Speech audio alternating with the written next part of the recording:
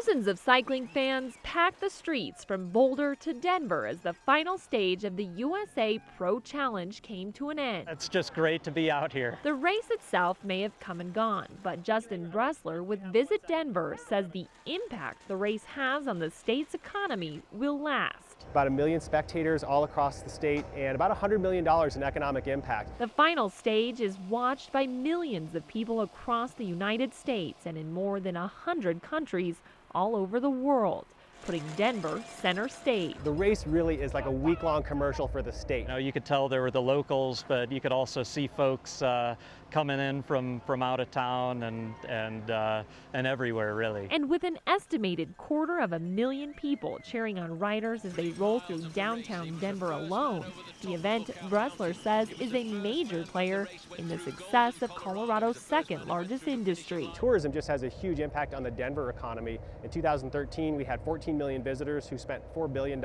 here, and that's in hotels, that's eating, drinking, shopping, attractions, transportation, you name it. It's going to be a very, very quick lap, this one. They're going to send the kill now as they start to drive. Ralston Valley worked all season for a shot at a state title.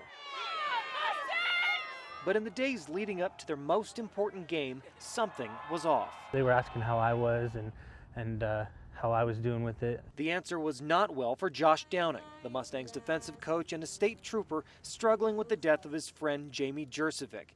He asked for a favor, for his players to wear her number next to theirs in their biggest game. They agreed without hesitation. This is a time when these guys are picking up my family a little bit, and it's been pretty awesome. Under bright lights and falling snow, Jurcevic appeared on every Ralston helmet. Even more, the Mustangs say they were playing for her. It hurts us a little bit, but it's a good feeling to go out there and play for someone other than ourselves. You hear that this generation is selfish sometimes, and you hear that they're all about themselves, and then you hear that these young men stepped up and came up with this idea on their own to honor not only their coach, honor Jamie and Jamie's family. We were blown away. Ralston players say it wasn't even a big decision. They say being a team is being a family. It's the kind of tribute friends say Trooper Jurcevic would want.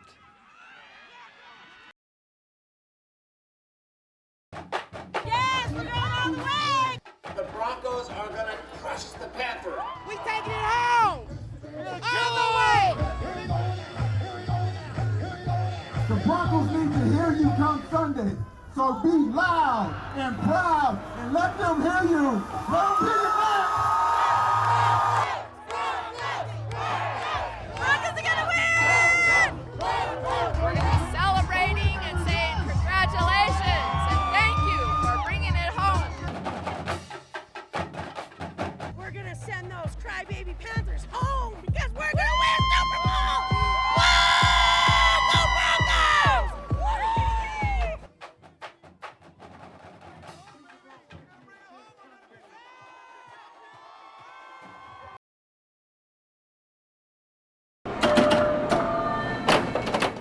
About 11 years ago, I bought my first pinball machine and said, hey, we should just get together with some people and get some games out and do a pinball show. The original 3D was pinball. It's its own kind of world under glass, and you get to shoot things and stuff happens. Pinball is pretty random to the most part. You never have the same game twice on any given pinball table. Oh, you can have a 30 or 45-minute game on a good day, but then you can turn around on the same game, start it over again, and have a 30-second to a minute game. Sometimes they just beat you up, and other times you beat them up. You're shaking it, you're touching it, you're feeling it. You feel the flippers going off. It was dark days for pinball about 5 or 6 years ago. Things were slowly declining, and now people are kind of seeing what's great about playing.